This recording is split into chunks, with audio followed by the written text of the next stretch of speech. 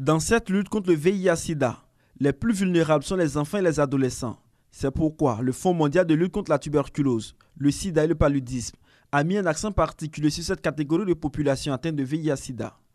Plusieurs organisations bénéficiant de l'appui de cette institution ont mis en place des stratégies en vue d'améliorer la politique de prise en charge des adolescents. Le projet Emprise est un projet qui consiste à mesurer la prise en charge des enfants, particulièrement en milieu décentralisé.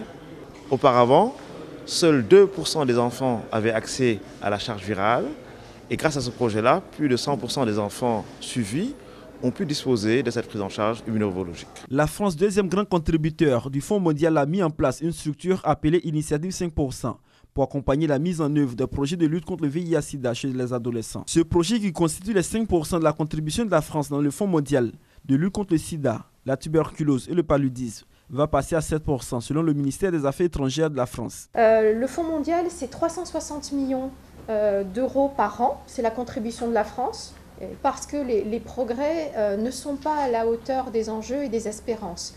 Si on regarde les progrès qu'il y a eu sur la lutte contre la transmission mère-enfant, oui, il y a eu de véritables progrès puisqu'on arrive à stopper à 77% cette transmission. Par contre, l'accès des enfants au traitement, lui, reste complètement insuffisant. C'est 50% au niveau mondial et bien moins dans cette partie de l'Afrique. Divers projets réussis de prise en charge des enfants et des adolescents infectés par le VIH-Sida ont été présentés au cours de cette rencontre.